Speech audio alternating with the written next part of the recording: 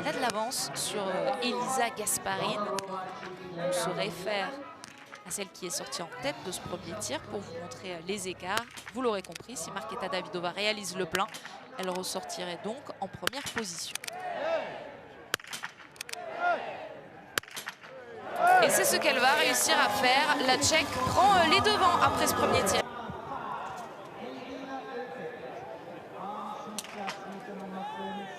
Là aussi, ça clignote en vert pour Elvira Oberg.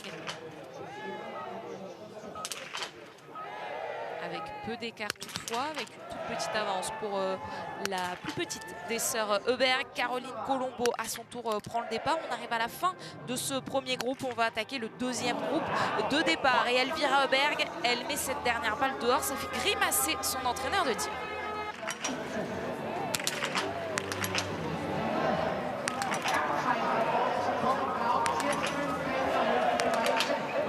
Et une nouvelle fois, il y a cette balle qui lui échappe. On a senti alors un tir engagé, mais presque du coup précipité. Engagé, mais là, très sincèrement, la dernière balle, elle nous l'a volée. Hein.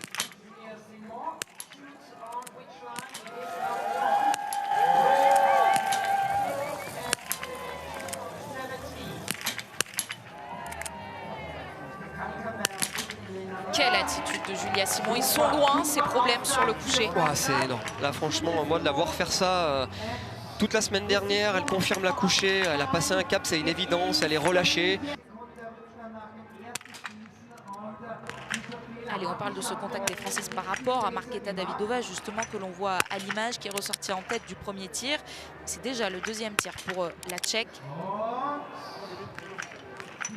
Et elle a bien fait de se reprendre pour mettre cette dernière balle au fond. Et ça fera donc 9 sur 10. Et bien pour l'instant, c'est le meilleur score hein, après ces deux tirs. Ça commence pas top pour Elisa. Elle a déjà 2 pénalités.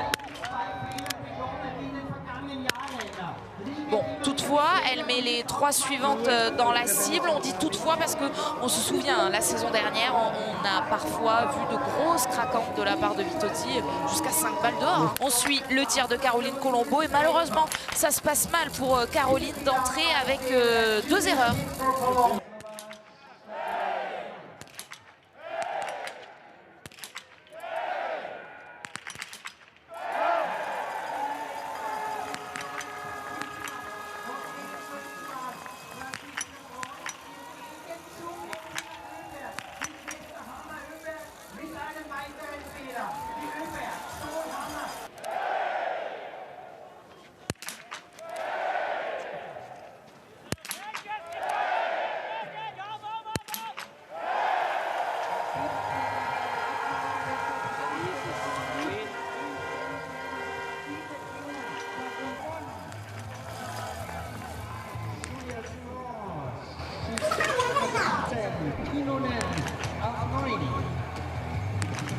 Allez, le 9 sur 10, c'est très bien fait ça pour Julia Simon parce qu'on le voit à 9 sur 10, ça peut faire la très grosse course. Aujourd'hui, on sait que les sœurs Oberg sont à 8 sur 10.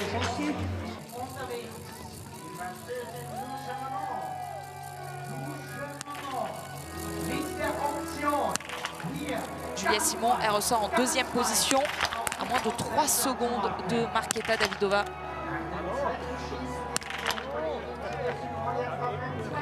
Lou a l'air en difficulté, là, on l'a vu faire une flexion. Peut-être les jambes qui tremblent souvent quand on voit le biathlète faire ça. Elle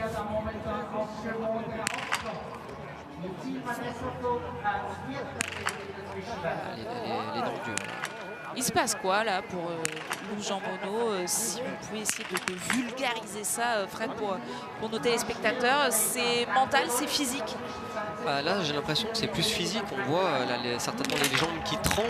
Elle a fait des flexions. Le fait de recontracter les muscles peut aider à centraliser ça et à plus trembler pendant quelques secondes. Mais ça dure vraiment pas longtemps. Il faut en profiter tout de suite pour lâcher les cartouches. Parce qu'on l'a vu, elle s'en sort avec au final seulement une pénalité. Alors que ça aurait pu être la catastrophe. Quand on voit ce cas de figure-là, on peut repartir du pas de tir avec 4 pénalités. Zarman qui elle aussi peut réussir le 10 sur 10. Et pourrait ressortir dans ce cas-là.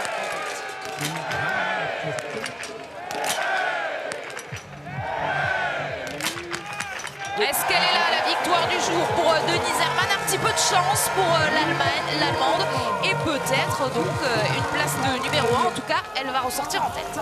Grosse option sur la victoire de Denise Herrmann, alors qu'on va voir l'arrivée de Julia Simon qui jette le ski et qui sera derrière Markéta Davidová pour 2 secondes tout pile. Alors qu'une autre Française est à l'image, c'est sur le pas de tir cette fois, Anaïs Chevalier-Boucher qui a fait le choix de partir dans le groupe numéro 2. Anaïs Chevalier-Boucher qui a donc un dossard plus élevé, le 48, et qui va devoir aller sur l'anneau de pénalité. 2 tours de pénalité d'entrée, c'est pas l'idéal. Elle pourrait faire mieux qu'un top 15. On l'a dit tout à l'heure, elle a mis une grosse option sur la victoire. Et bien elle consolide cette option de Denise Herrmann-Wick. Regardez, quasiment 20 secondes d'avance pour l'Allemande qui pourrait remporter la première course ici à Orphilsen.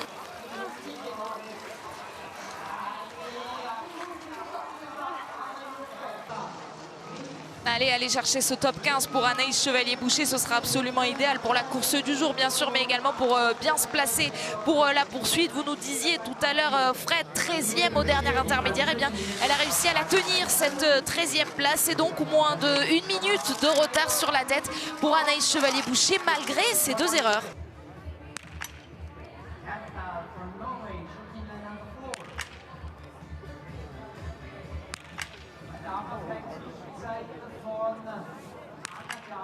Il y a encore des filles sur cette course et notamment Sophie Chauveau qui part à la faute. Ça ne va pas plaire à Jean-Paul Giacchino.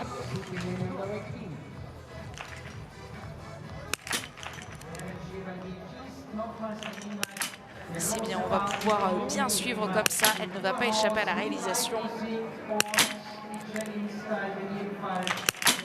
Et donc on a pu admirer ce tir qui lui permet de repartir tout de suite sur la piste sans passer par la note pénalité.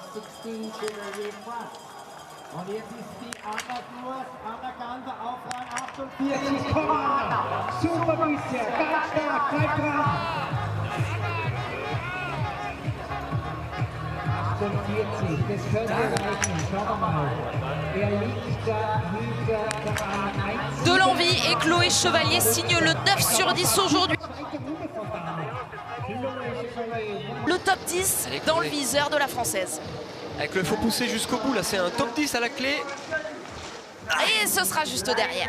Une 11e place pour Chloé Chevalier, mais quand même une course satisfaisante. Et puis on le dit avec une poursuite qui va suivre. Un très beau podium avec Denise Herrmann et Markéta Davidová qui vont accompagner donc Julia Simon sur ce podium. Le 2e podium de sa saison pour Julia après sa victoire sur la poursuite la semaine dernière.